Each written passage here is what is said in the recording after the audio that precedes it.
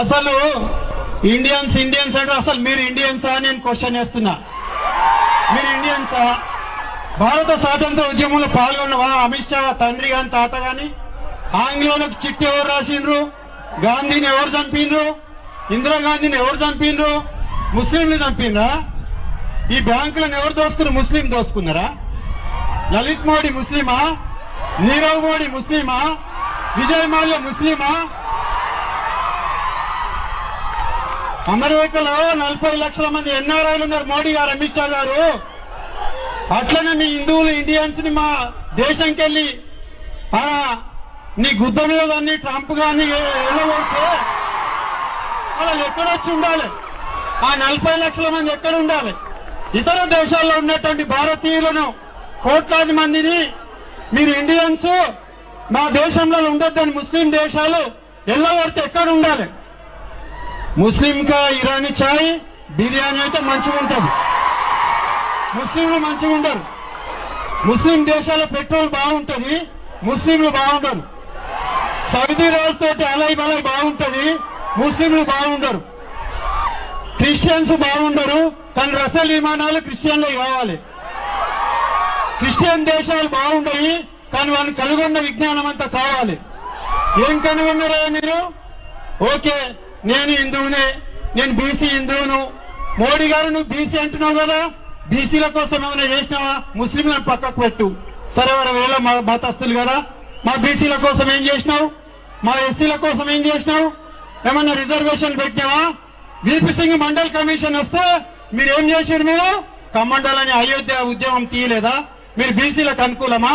మీరు ఎవరికి అనుకూలం కాదు. సైతాన్ ఎవరికి అనుకూలంగా ఉంటారా? అని సైతాన్ ఎవరికి అనుకూలంగా ఉన్నది? एक मिसाल बता तुम्हारी సైతాన్ అయితే उसको ఒక మనిషి ఉన్నాడు, దయ్యం పట్టింది, సైతాన్ పकड़े कहते उन शेर ने पिया, उसके बाद बिच्छू काटा उसको. क्या करता? बंदर को पहले बंदर है वो, उसको सैतान पकड़ा, शेर ने पिया, उसको बिच्छू काटा. और मोदी अमित शाह वही कर रहे काम है नहीं? अरे ఈ దేశంలో నిరుద్యోగం 2 కోట్ల మందికి ఇస్తాను ఇచ్చినావు? ఎవరికన్నా నోటుబందీ చేసినావు? నీ సూరత్లనే మొత్తం మార్వాడి నేను శవయాత్ర చేశారు. సిగ్గు శరం ఉండాలేమన్నా? జీఎస్టీ అన్నావు, జీఎస్టీ వల్ల ఎన్ని పరిశ్రమలు మూతపడ్డాయి? నోటుబందీ చేస్తావు నువ్వు. నోటుబందీగా నిరుద్యోగం బంద్ చేయు, ఆకలి బంద్ చేయు. నిరుద్యోగం బంద్ చేయు, ఆకలి బంద్ చేయని చెప్తున్నాం, అభివృద్ధి చేయమని చెప్తున్నాం. మొత్తము దేశ స్వాతంత్రంలో లేరు వీళ్ళు, దేశ అభివృద్ధిలో లేరు. ఒక్కటి మాట నేను అడుగుతా లాస్ట్ కి, కాజాబాయికి ఒక్కటే నిమిషం అడుగుతున్నా. నీకు బలం ఉందని పార్లమెంట్ లేదంటే అది చట్టాలు చేస్తారా? ఇక్కడ బారిస్తారు అసదుద్దీన్ గారు ఉన్నారు. రాజ్యాంగము ఏ చట్టం చేస్తే అది నడవది. రాజ్యాంగం మూల సూత్రాలకు వ్యతిరేకంగా ఏది చేసినా పార్లమెంట్ లో బిల్లు పెట్టినా ఫోటో లాంటివి కూడా ఎత్తేసిండ్రు.